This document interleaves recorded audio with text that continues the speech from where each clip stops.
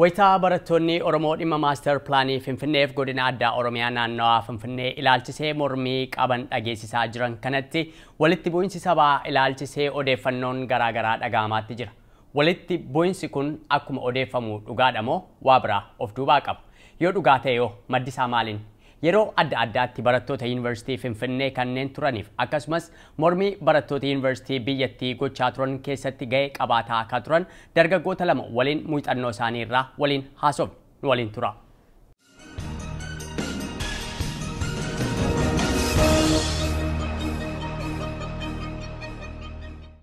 Duraan dursee egaa Addisuu Eebbaa fi Gaaddisaa Ibrahim Muhammad yaamicha keenya kabajanii baga nu argamtan isiniin jedha. Addisuun Washington DC irraa, Gaaddisaa Ibrahim immoo Houston Texas irraa. Baga nagaan dhuftan. Baga nagaan. Egaa lamaan keessanii barataa Yuunivarsiitii Finfinnee turtanii yeroo adda addaa keessatti baroota isin mana barumsaa turtan keessatti haala adda addaatiin mormiin barattootaa tureera. Mee Gaaddisaa sirraan jalqabaati. Bara kan mana barumsaa keessa turte sochiin barattoota Oromoo wayita mana barumsaa turteetti maal fakkaata ture? Galatoomii abdii naaf yeroo keetiifi barriin ani mana barnootaa seenee 2001-2002 1994 akka lakkoofsa Itoophiyaa ture. Gaafasiin 6 kiiloo 6 mooraa kiiloo 6 seenee achi barachaa ture. Akkuma beekamu barattoonni Oromoo yeroo hundaa'u jenereeshinii dhufu hundinuu waa'ee gaaffii uummata ofii, waa'ee gaaffii mataa ofii, waa'ee gaaffii Oromoodhaa kaasuun ofuma baratamee ofuma keessa turre. Akkuma sanitti nutillee yeroo achi geenyee jirru nuti Oromoodhaa mirgi gartee walitti qabamuu, mirgi Oromummaa keenya ibsachuu, mirgi aadaa keenya ibsachuudha ugguramee ture. Yeroo sanitti akka ijoolleen Oromoodhaa Oromummaa keenya walitti qabamnee waan takkallee mari'achuu hin dandeenyu, cultural show illee waan takkallee agarsiisuu hin dandeenyu. Even Oromummaanuu walitti dhufnee waa mari'achuu illee dhorkaa ture. Kana keessatti egaa akkuma dhaloonni hundi godhutti nutilleen haala kana keessa callisnee keessa dabruu waan hin dandeenyeef walitti dhufnee bifa dho'isaatiinis bifa ifa bahaatiinis mari'achaa turre. Haala san keessa turre waggaa san keessatti bara 2002 hanga 2003-4-5 rakkoon adda addaa gaa nurratti illee deemaa turte sanillee quba qabdanii haala san keessa turre jechuudha. Gaaffiin barattoota Oromoo ijoo ta'e yeroo sana maal ture? Keessumaa ammoo bara yerootti gaaffiin magaalaa guddittiin Oromiyaa Finfinneedhaa gara Adaamaatti jijjiiramte gara mana barumsaa keessaa sochii cimaatu ture. Gaaffiin ijoo maal ture yeroo sana? Wannummaan Oromoo jedhu wanni gartee taayitila maqaa Oromoo qabu yeroo san keessatti barattootaan lafa san keessatti hojjechuun nutti hin dhiifamu. Fakkeenyaaf nuti Oromoonni walitti dhufnee aadaa keenya agarsiisuu feena, walitti dhufnee waa'ee biyya keenyaa irraa mari'achuu feena, kun hundinuu ni dhorkamna jechuudha. Fakkeenyaaf yeroo san keessatti gaafa barnoonni cufamu, yeroo vaakeeshinaa jechuudha. Barattoonni naannoo biraa misooma biyya isaanii, misooma naannoo isaanii irratti hirmaatu. Amma nuti nutilleen barattoonni Oromoodhaa galleeti usnee taa'urra misooma naannoo teenyaa irratti, misooma uummata keenyaa irratti yeroo teenya kan boqonnaa dabarsinaa jennee yeroo gaafannu nu dhorkamnaa jechuudha. Kanaaf amma gaaffileen biraatis illee ni jirti. Fakkeenyaaf mootummaan naannoo Oromiyaadhaa magaalaan guddittiin isii Finfinneedha. Seerrilleen akkasitti seerri mootummaallee lafa kaayee ture jechuudha. Haala san keessatti ammoo Adaamatti akka deebitu murtiin jettu kannamtee kanallee dura jennee yeroo san keessatti dura dhaabbannaa kanarratti illee miidhaan guddaan ga'e. Kanaafuu gaaffiin Oromoota, gaaffiin barattoota Oromoodhaa gaaffii hedduudha. Gaaffii eenyummaa, gaaffii walitti qabamuu turte, gaaffii magaalaa guddootti illee turte. Kun ammoo hundinuu yeroo san keessatti akkuma namuu quba qabu humnaan deebisaan kennama malee gaaffiin takkaafillee deebisaan hin kennamne jechuudha. Ijoollee Oromoodhaa nama 350 ol ari'ame. Kaan amma takka ari'anii, kaan ammoo waggoota dheeraaf illee mana hidhaa tursiisanii. Ijoollota san durallee Arakiilootti mana dormiitti ijoollee qabanii nama 7 ari'anii illee ni jira. Kanaafuu yeroo adda addaatu yeroo gaafiin Oromoodhaa ka'u yeroo gaafiin Oromoo fundamental ta'e gaafiin mirgaa gaafiin walitti qabamuu gaafiin afaan ofii dubbachuu gaafiin aadaa ofii naannoo san keessatti agarsiisuudha yeroo ka'e hundaa'uu gaa mootummaan akkuma beekamu humnaan ukkaamsaa ture jechuudha. Eebba atis yeruma sana keessa naannoo mana barumsaa turte mana barumsaa eessa turte mee dudduubatti nu deebisiiti nu yaadachiisi haala keessa turte. Hayyee galatoomii Abdii anis mana barnootaa Yuunivarsiitii Finfinnee Faakaaltii Saayinsii isa 4 kiiloo jedhamee beekamuun ture. Akkuma gaaddisaan jedhe sochii adda addaatu ture yeroo kan keenyas jechaadha. Ani like 97 amma 2001 ture. Yeroo sanattis sochiin barattoota Oromoo cimaa ture. Yuuniyeenii Oromoo Student Union kan jedhamu dhaabii yuunivarsiitota Oromoo Oromiyaa yookaan Itoophiyaa guutuu keessa jiran wal ta'uudhaan kan hojjetu ture. Buletinii ijoollee Oromoo qopheessuudhaan walitti dhufeenya ijoollee Oromoo gidduutti jabeessuudhaan wal barsiisuudhaan ijoollee haaraa dhufan haala mana barumsaa haala barnootaa waan qe'ee keessa jiru barsiisuudhaan waan adda addaa irratti sanarras darbee dhimmoota siyaasaa Oromoo ilaallatan irratti sochii adda addaatu ture. Isa keessaa fakkeenyaaf wanti guddaatti beekamu tokko yeroo bosonni naannoo Baalee fi Boorana irratti gubatu like 2000 bara 2000 keessaa ijoolleen barattoota Yuunivarsiitii Finfinnee wal qindeessuudhaan mootummaa naannoo Oromiyaa irratti dhiibbaa goonee bakka sana dhannee abidda sana dhaamsuu irratti hirmaachuu dandeenyeerraa an fakkeenyaaf yeroo sana naannoo Baaleen deemeen ture. Egaa sana boodas immoo 2001 irratti jeequmsi guddaan ka'uudhaan manni barumsaa madhaabatutti ga'eera. Sochii adda addaatu ture jechuuf hin jedhe waliigalatti. Mee gara Baaleetti nu deebisiiti. Ibidda naannoo Baaleetti qabate sana yeroo sana haala adda addaatu irratti haasa'ama ture.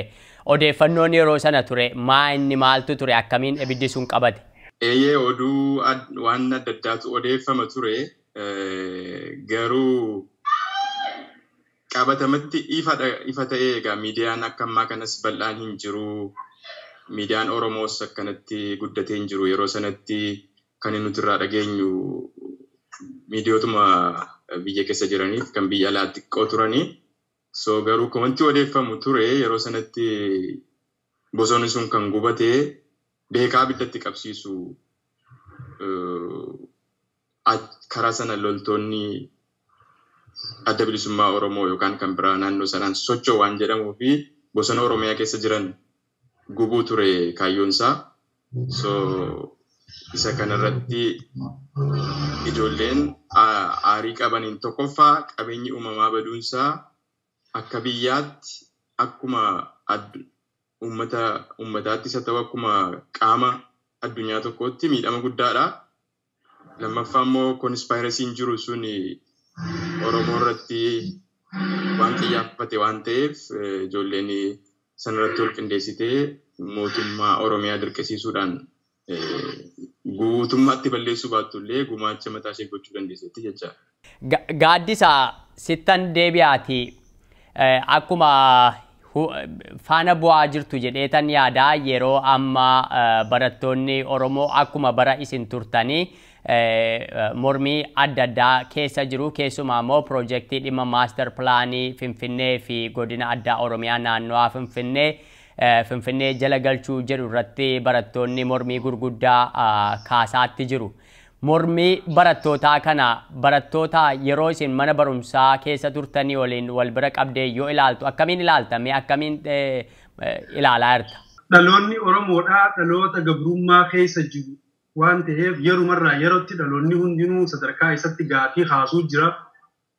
Qooda isaa bahuudhaaf gaafii kaasuu jira. Akkuma kanatti ijoolleen har'aatilleen sadarkaa isaanitti gaafii yeroo isaan gartee yuunivarsiitii keessa jiranii haaskuul keessa jiranii isaan irra dhufee itti dhaga'amee kaasanii jiranii kuni waanuma ture waanuma jiru maaliif jennaan ummanni gabrummaa keessi tokko yeroo takkallee gaaffiin dhiisu haa ta'u immoo mootummaan sagalee ummata Oromoodhaa ukkaamsuudhaan arrallee ummanni Oromoodhaa akka seerri mootummaadhaa jirutti yoo hojii misoomaa tokko kan gaggeeffamu taate konsentii yookaan marii ummataatiin ta'uu qabaa seerri isaanii seeruma sanillee cabsuudhaan waggoota 3 moo 4 maaster pilaana kan irratti hojjechaa turanii arra ummataan yeroo implement godhuuf deeman yeroo hojiirra oolchuuf deeman osoo marii takkan mari'achiisan hojiirra oolchuuf deeman gabbaasan jechuudha.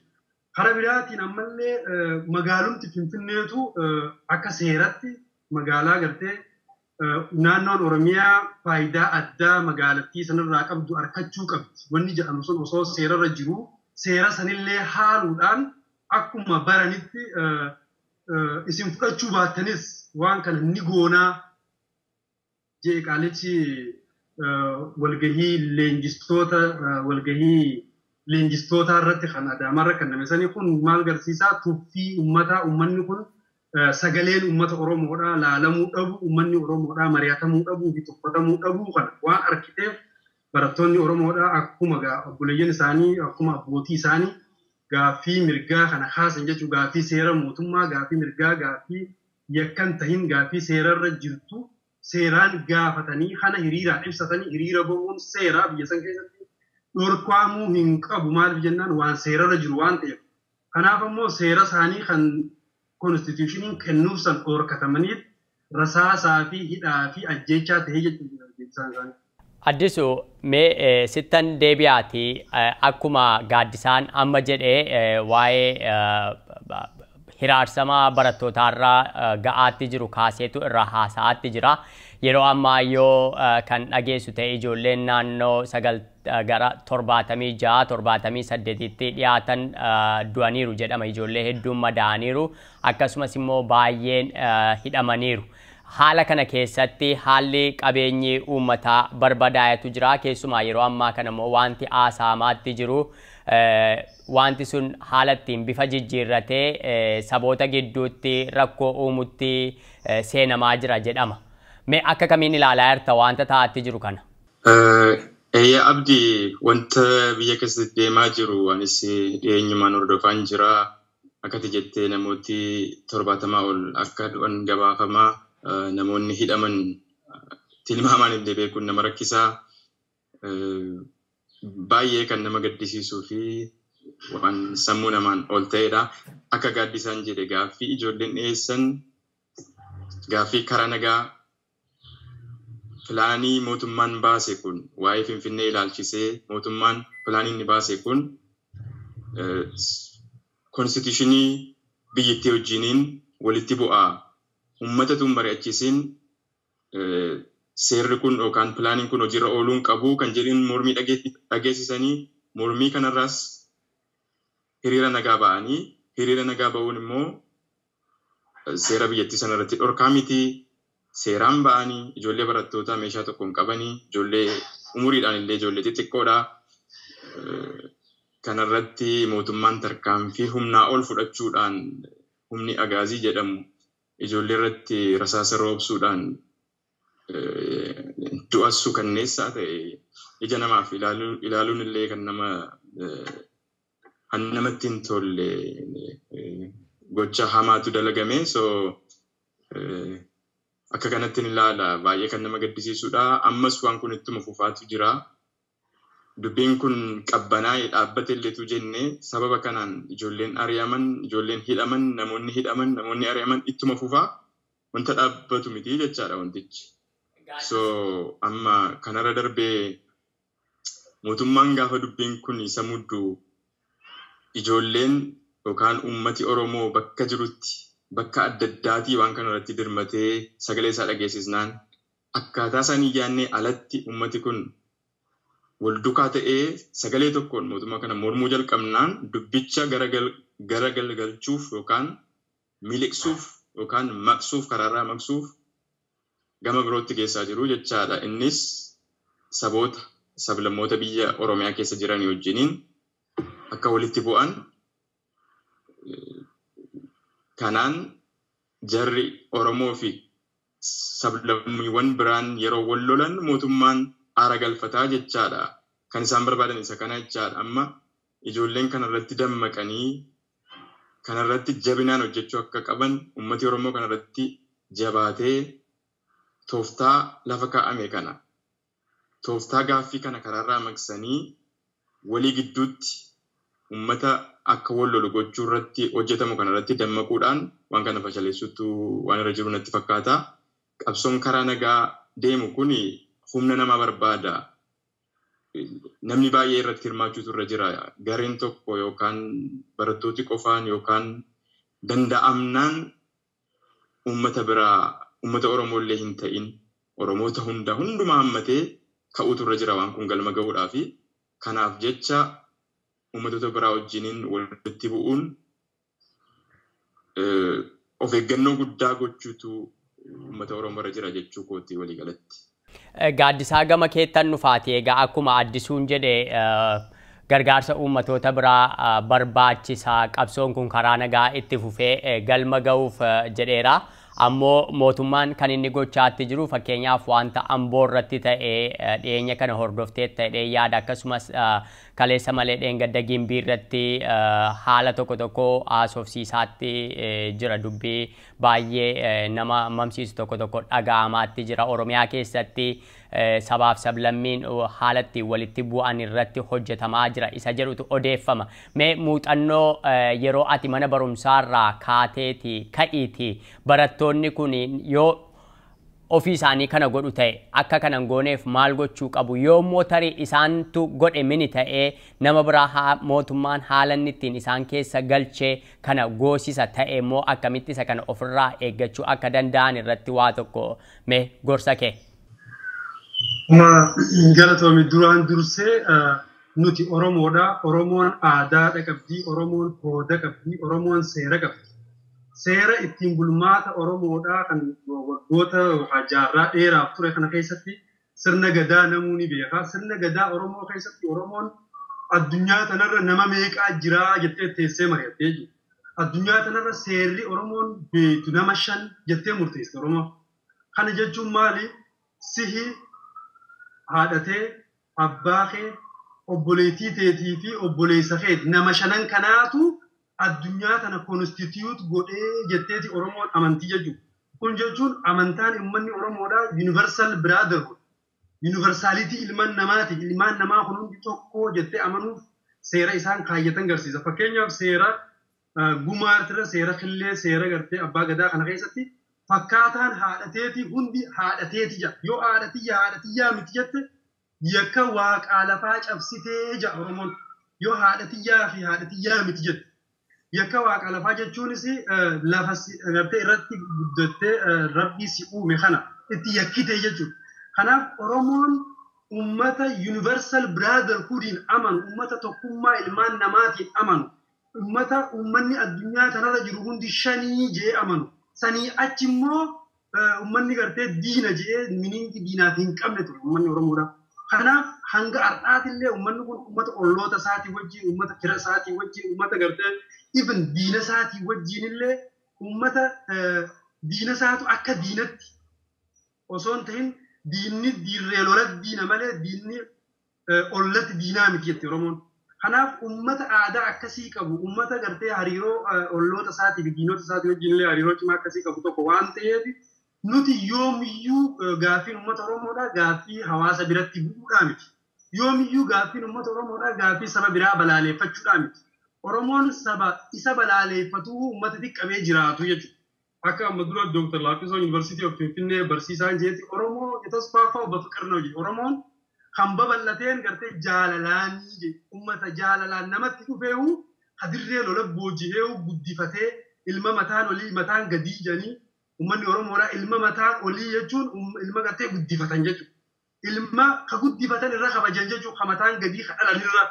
Uummanni Oromoo kabaja ilmaan namaatiif uummata qabu waan ta'eef yoomiyyuu gaaffiin Oromoodhaa gaaffii olloota keenyaa saboota biraa sabaa sablammoota Itoophiyaa keessa jirutu akka hin taane mootummaan Itoophiyaatii fi warreen biraallee ni beekan jechuudha.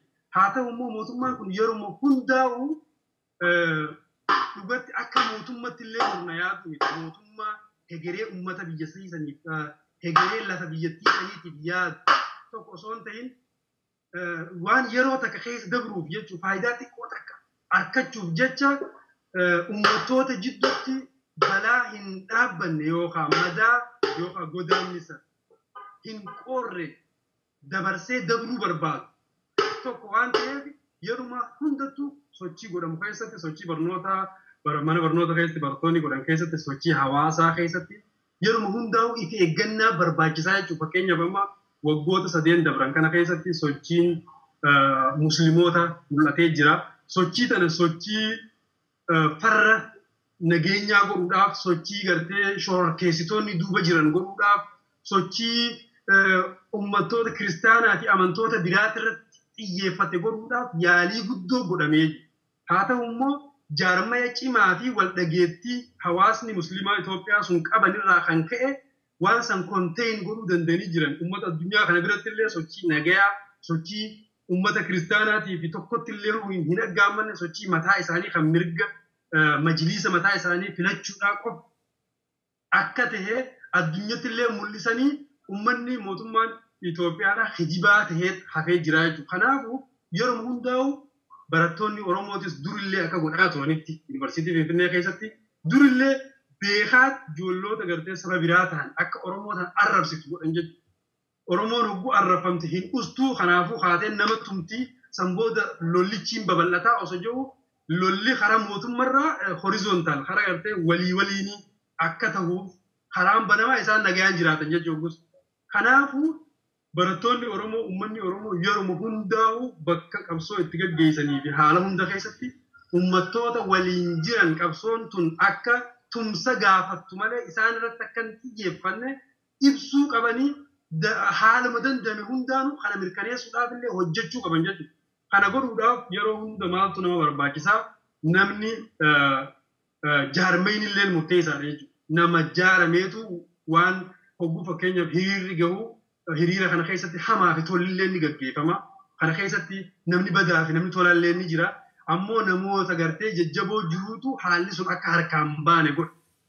Hojii mootummaan isaan kana violence gaafii mirgaa kana gaafii violence godhee akka gaafii mirgaarraa gaafii lolaa gaafii hannaa gaafii saboonni walitti bu'uu itti jijjiiruuf mootummaan tattaaffii godhu kana jalaa warri itti baasuun danda'amu yoo namni waan kana keessa jiru ifaa fi ciminaan dammaqinaan ifubannaadhaan waan godhamu hunda keessatti godhame qofaadha jechuudha. Karaa biraatiin ammas saboonni biraalleen fakkeenyaaf qaamni saboota biraa kan sossohaa jirantu jira. Qaamni saboota biraa kan Itoophiyaa keessatti karaa mirgaa karaa nagaatiin sossohanis ni jiru karaa hundaas ni jiranii. Karaa kanaanis gaaffiin kun akka gaaffii ummatoota irratti xiyyeeffate osoo hin ta'in gaaffii mirgaa constitutional gaaffii ta'e gaaffii ifa jirtu ta iccitii hin qabne ta seera mootummaarra jirtu akka tahe wal hubannaan ni barbaachisa hubannaa kennuullee ni barbaachisa jechuudha. Mee Addisu sitan deebi'aati kanarratti yaada dabalataa qabdaa? Gaaddisaan waan baay'ee tuqeera wanni xiqqoo kan inni itti dabaluu barbaadu ijoolleen gaaffii kaasan kana gaaffichi akka hin babal'anne gaaffiin ka'e kun waa'ee maaster pilaanii Finfinnee irratti ba'e kana Oromiyaa qonnaan bultoota Oromoo naannoo irraa buqqisanii laf dhabeeyyii gochuun kanarratti mormiin ka'e kuni jabinaan kanarratti fokas gochuu waan qabu natti fakkaata. Gaaffii adda addaa yoo dhiyaate ammatti yaada keenya gargar facaasuu danda'a kan jedhu yaada. Kanaaf namoonni adda addaa akkuma kanaan dura akkuma Gaaddisaan jedhaa ture yaadichi yaada Oromoo fakkeessanii namoonni biraallee nu keessa galanii gaaffii nuuf kennuu danda'u. So isa kanarratti qindoominni jiraachuu qaba yookaan immoo akkaataan waan kun itti deemu qaamni kana qindeessu isaan keessa yoo jiraate malee namni hundumtuu gaaffii fidatee gaaffii adda addaa fidee yoo dhufe karaarraa maqsuu ni mala ammas isa jedhuun itti dabaluu barbaada. Gabaabaatti kanuma. Egaa mee yeroo ammaa immoo barattoota kana utubuudhaan biyya ambaa keessatti naannooma kunnoo biyya ollaa Keeniyaa irraa dabalatee hangoota biyya gurguddoo biyya Ameerikaa, Awurooppaa, Eeshiyaa, Kaanaadaa kana keessatti sochii gurguddaatu deemaa jira. Hiriirri nagaan gurguddaatu deemaa jira. Piroojeektii maaster pilaanii sana mormuudhaan akkasumas immoo ajjeechaa fi hidhaa barattoota Oromoo irra ga'aatti jiru kana balaaleffachuudhaan hiriirota kana itti siqeenyaan ilaalaatti jirtu jedheetan yaada. Addisu gama keetiin mee sochii biyya alaa keessatti deemamaa jiru kana isa biyya keessaa wajjin walitti qabdee akkamiin ilaalta, akkamiin madaalta? Sochiin biyya alaa kana keessatti deemaa jiru ani biyya alaa kana keessa amma xiqqoo tureera. Inni kun dhugaama dubbachuuf yoo ta'e kan baay'ee nama gammachiisu Oromoon adda addummaa ilaalchaa adda addummaa kan biraa qabullee dhiisee tokko ta'ee waan kana irratti kan waliif birmate kunoo akka ammaarra dhageenye warri Minisootaa guyyaa 3 agabuu ta'anii of beelessanii amma gaaffiin isaanii deebii argatutti sadarkaa kanatti deemaniiru jechaadha. Kuni akka amma muuxannoo kootti amma dhaga'ee beekuttis seenaa Oromoo keessatti keessumaa diiyaasporaa kana keessatti seenaa haaraadha. Chaaptarii haaraa waan banee natti fakkaata. Moomantamii guddaatu jira. Waan kana mormuu irrattis haa ta'u, uummata biyya gargaaruuttis haa ta'u, akkaataa namni keenya addunyaarra jiru hundumtuu walitti dhufee birmate dhugaa dubbachuuf hedduu nama gammachiisaa, hedduu hamilee namaaf ta'a. Kanarratti kan ijaaramuu qabu garuu kanumatu ga'aatu hin taane wantoonni kanarratti aananii dhufan maal godhamutu irra jira inni jedhu sirriitti mari'atamutu irra jira. Isatu xiqqoo wanta itti fufamutu irra jiru natti fakkaata malee amma kanarratti wanti jiru waan baay'ee bareedaadha. Mee sittan deebi'aati addisu waan furmaata fakkaatu naa keessaati amma gara gaaddisaattan deebi'aati. Gaaddisaa atis Hiwustanitti hiriira guddaa geggeessitanii yeroo darbe wal dubbisnee turre haala sanarraa kaatee sochii yeroo ammaa biyya alaa keessatti ta'aa jiramu yeroo gamaggamtu maal fakkaata ija keetiin? Gaariidha. Dhugatti Oromoon ilmaan Oromoodha amma hidhallee waan quufan fakkaata. Arraballee tuffillee ilmaan Oromoodha waan quufan fakkaata. Amma Oromoon bakka jiru hundaa'uu kabaja isaanii, abbaa biyyummaa isaanii, gaaffii gartee isaanii tan yeroo hunda tuffiidhaa fi uummanni kun uummata humaan finne jechuudhaan irra taramaa ture san yeroon itti qabsooynee harkaan amma waan jedhe fakkaata. Maal jennaan Oromoonni biyyoota ambaa keessa jiran sochii guddaa agarsiisanii jiranii. Sochiin kun ammoo sochuma agarsiisullee qabanii yeroo dhalleedha. Maaliif jennaan waggoota dheeraa kana as keessa dabarree jirra. Oromoon irra barachaa jira. Oromoon irra waan addunyaa kan arkaa jira. Teknooloojii wajjillee wal arku jira. Kanaafuu wanni amma ta'uu jiru kun wahuma ta'uu qabu jedheetiin fudhadha. Ammoo fuula duraaf wanni kun itti fufiinsa qabaachuu qaba. Maaliif jennaan nuti wanni jennee uummata kaan miinaa miti. Nuti wanni jechaa jiru nama kaan saamnaa fi ajjeefnaa miti. Akka uummataatti uummanni Oromoodha kabaja mataa isaa kabaja isaaf barbaachisu harkatee biyya isaati irratti mataa ol qabatee jiraachuu qaba. Kun gaafii fandaamentaal ta'e waan ta'eef kuni ammoo yeroon itti gaafiilee kana galmaan gahachuudhaaf harka wal qabatantu dhugumaan gahee yeroon isii ammumaa jechuudha. Kanumaatu mul'ata. Bifa kanaan daayispooraa keessatti illee namni biyyaa beekuun irra hedduun isaa miidhamee biyya isaati irratti biyya jaalatu irratti biyya baratee hojjetee irra jiraachuu barbaadu irratti nama isaa lafa isaa biyya isaa ta'ee boteef sanirraa fagaatee jiraachuu jira. Kanaafuu yoo callisee taa'ee nama ajaa'ibaa yeetillaadha.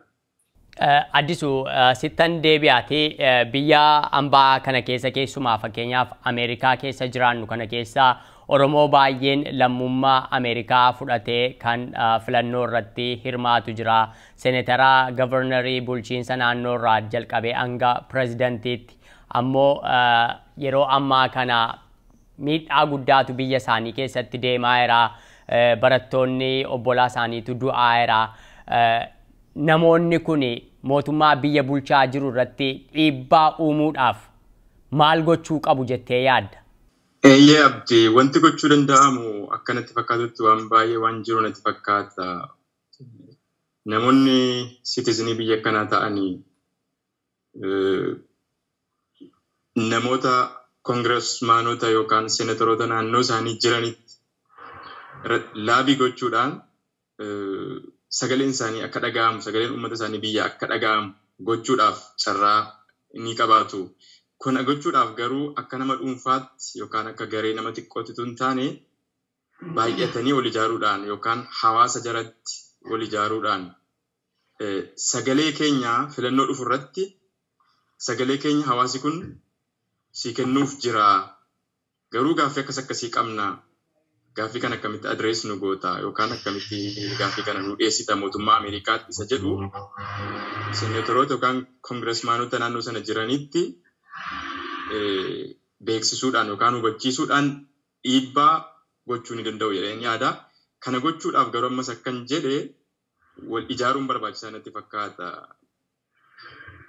Waanuma kana gochuuf illee wal ijaaruu namoonni citizenii ta'an fakkeenyaaf beekamanii namoonni filachuu danda'an walitti dhufuudhaan akka hawaasaatti qaama tokko jala seenanii sagalee amma kanaa qabnaa sagalee kanaan si filachuuf jirraa si deeggaruuf jirraa gaaffii akkanaa qabnaa isa jedhu yoo itti dhiyeessan qaama sana influensii gochuu danda'u jechuu kooti. Gama biraan immoo hawaasichumti waliigalatti citizeniis Ameerikaas kan ta'e kan hin taane wal ijaaruudhaan akka hawaasaatti keessumaa akka hawaasaatti wal ijaaruudhaan hiriira ammas itti fufuu ni danda'ama. Haala gaaffii haala adda addaatiin dhiyeeffachuun ni danda'ama. Garuu walitti dhufuun sagalee guddaa qabaachuun mootummaa kanarratti sagalee fi dhageessisuun laabii gochuun ni danda'ama. Isa kanarratti hojjetamuu kan qabu jedhanii yaadu. Addisuu wajjin irratti haasofneerraa uummanni biyya ambaa jiru kun mootummaa biyya kanaa akka mootummaa biyya Itoophiyaa irratti dhiibbaa uumee haalli nageenyaa fi demokrasiin biyya keessa jiru sun akka kabajamuuf mirgi namoomaa akka eegamuuf maal gochuu qaba uummanni biyya ambaa jiru jettee yaadda gama keetiin? Welga uummanni biyya ambaa jiru biitti tun akka biyyoota gartee Itoophiyaati biyyoota sagaleen ilmaan namaa itti ukkaanfamtee miti. Biyya sagaleen nam tokko itti faayidaa qabdu, biyya dubbiin nam tokko itti faayidaa qabdu, biyya namoonni tokko yoo walitti qabamanii ijaaramanii qaama mootummaadhaa, qaama koongireesmaanii, qaama senaatoroota as jirutti dhiyaatanii yoo dubbisan biyya jijjiirama guddaa itti fiduu danda'anii. Ammallee uummanni Oromoodhaa kan lafa tana keessa jiru duraan dursee akkuma Addisuun jedhee nama jaaramee waa dalaga. Jaarmayya jechuun fundamental waan optiona qabu miti. Waan optiona qabu miti. Waan ammallee namni biraa tokko dhufee akka si jaaru eeggattuu miti. Bakka jirtu hundattuu mataa walitti qabachuun barbaachisaadha. San booda hoo gaaffii dhageessifachuudha qabda jechuudha. Mootummaan biyya sanii akkuma beekamu hedduu ukkaamsaadha. Information akka hin baane godha. Yeroo hundaa'u mootummaan gabroomsaadha. Amallummaan isaaniitu information bahuun hedduu isaaniif du'a. Amma yeroo itti gartee intarneetni itti babal'atee jiru, yeroo itti wanni ati baddiin ati balleessite hin dhokanne kana keessatti dhufuutu inumaa hanganaahu isaan saaxilutti jira malee akka durfaa ta'ee namni gartee abbuma fedhe akka fedhan godhaniiti awwaalanii wanni jiran jechuudha. Kanaaf amma immoo information jiru kana sassaabnee ijaaramnee qaama jiru biratti tokkoffaa rakkuma biyya san keessa jirtu beeksisuun waan guddaadha. Amma fakkeenyaaf as Houston Texasitti Congress Women Sheila Jackson ofiisa siidaa dhayne waan jiru kanatti himu. Yeroo kana dhugaadhaa mootummaa Itoophiyaa namni gartee deeggaraa jiru biyya teenya akka ta'e ni beekna ammoo waan dila deemu jiru kanallee information gahaan akka hin jirre nu himan jechuudha. Kanaaf information kan nuufin information kun akka ga'u godhuun san booda immoo jala dhaabbatanii akka mootummaan kun qawween isaan gartee asii mootummaa Itoophiyaa hiisisan uummata nagayaa fixaa akka jiru itti ibsanii wanni kun akka dhaabbatu tattaaffii guddaa godhuun qabsoo har'aa fi boru hin je'amne jechuudha. Kanaaf warri biyya alaa jiran akkuma amma eegalame adda osoo hin dhaabin dhiibbaan godhuu jiran itti fufuu qaba. Ammallee wanni tokko wanni nuti yeroo hedduu baratamee jiru gaaffii takka erga haasan booda gaaffii haasanii osoo gaaffiin sun hin deebiin galuudhaa jira maalitti jechuudha.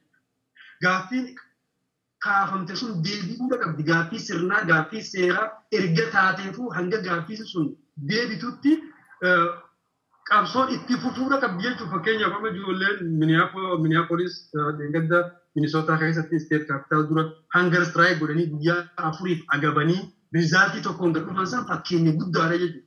Waan tokko kaaftee yoo galtee wanni sun yoo hordofuu baatte akkuma waan hin kaafaminitti ilaalama jechuudha. Kanaaf namni waan kaafsanii galuu osoo hin ta'in jala bu'anii hordofanii hanga gaaffiin seeraa, gaaffiin sirnaa, gaaffiin konstituushinarra jiru deebi'utti qabsoon itti fufuu qabdi. Warreen nama ajjeessan warreen barattoota qalama malee waan biraa hin qabne ajjeessan seeraaf dhiyaatanitti dhiibbaan jiru itti fufuu qaba. Kanaaf biituun biyya sagaleen ilma namaatti dhagahamu waan taateef sagalee qabuun Oromoonni lafa sana keessa jiran warreen settiinoo qabanii fi warri gartee reziidenti ta'anillee sagalee isaanii dhageessanii dhiibbaa mataa isaanii bahuudha qaban jechuudha. Addisu walumaa galatti barattoota yeroo ammaa karaa nagaatiin biyya keessatti sochii geggeessaa jiraniif dhaamsa yoo qabaatte. Dhaamsa gabaabaa hin qabu. Barattoonni ammallee deemsa isaanii sirriitti to'achuu qabanii. Kana jechuun qaamonni isaan fakkaatanii isaan keessa galanii badii adda addaa dalagan meeshaa uummataa gubuu kana malan hin jiraatu. Akka sila gaaddi isaan jedhe jechoota hin taane kan Oromoo xureessan barreessanillee uummata biraa wajjin kan walitti buusan hin jiraatu. Waan akkasii kun irra deddeebi'ee mul'achuu ni mala. Kanaaf isaan qaroominaan dursanii waan akkasii hubatanii akka wal hubachiisan tarkaanfii deeman immoo walitti himuudhaan wal qindeessuudhaan akkas socho'an garagara akka hin deemne wanta fudhatamuu malu hundumaatti quba wal qabaachisuu akkuma biyyatti guutummaatti jechuu kooti isa kana gochuudhaan qaamota isaan saaxiluu danda'an irraa of saaxila isaan baasuudhaan socho'uu qabuun jedhaa. Gaaffii isaanii karaa nagaa jiru gaaffii kaasan ammas itti fufuu qabuun jedha. Gaaddisa mootummaa biyya bulchaatti jiru keessumaa qondaaltota akkasumas immoo waraana barattoota kanarratti tarkaanfii fudhachaa jiruuf dhaamsa maalii qabda?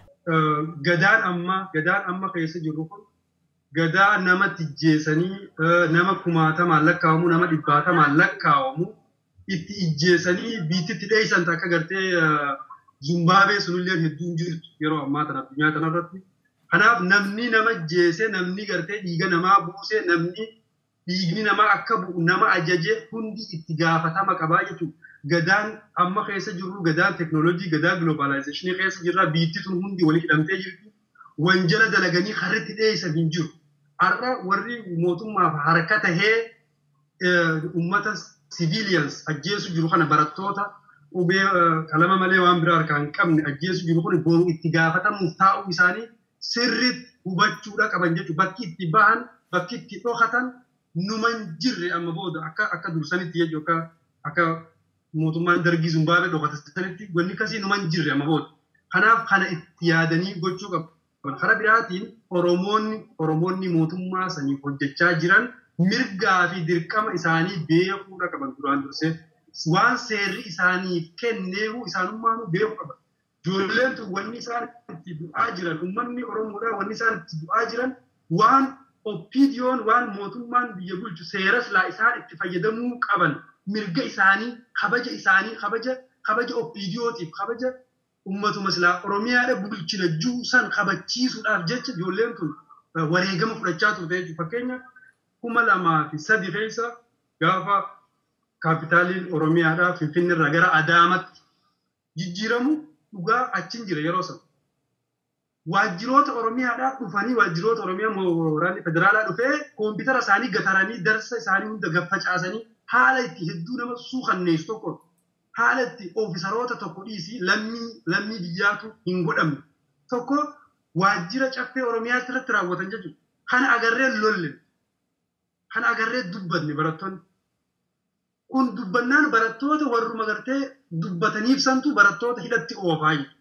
Kanaaf wanni kun dhaabbatu qaba. Barataan uummanni Oromoo wanni lolluu kabajuma paartuma biyya bulchaa jiru seeraan waan kennameef akka seera isaanii san falmatanii haqa isaanii harkatanii kabajaa isaanii gonfatanii kabajamanii haqa isaanii sun kabajamee uummata Oromoo Oromiyaa kana bulchuu isaaniittu gartee akka amma laalamu kana osoo hin ta'in bifa uummata bakka bu'uun tokko akka deemaniif uummanni Oromootu isaanumaafuu falmaa ture. Kanaaf isaan yeroon uummata Oromoo bira dhaabbatan amma yeroon gartee kabaja mataa isaaniitiif jedhanii uummata bira dhaabbatanii uummata hanga har'aa gartee buufachiisanillee itti riivolushina kana mataa itti ta'anii uummata kana bira dhaabbatanii uummata Oromoodhaa ka ajjeefamee fi ka hidhamee fi kanallee hidhaa baasanii ka ajjeefamees akka warri ajjeese seeratti dhiyaatu tattaaffii godhan amma jeetiin fudhadhaa kanaan dhaamsa dabarsaa jechuudha. Addisuu Eebbaa Waashingtan DC irraa akkasumas immoo Gaaddisaa Ibraahim Mahammed afeerraa keenya simattanii waan gaafiif deebii kana fakkaatuun waliin taasistaniif guddaa galatoomaa ulfaadhaan isiniin jedhe. Galatoomii abdii.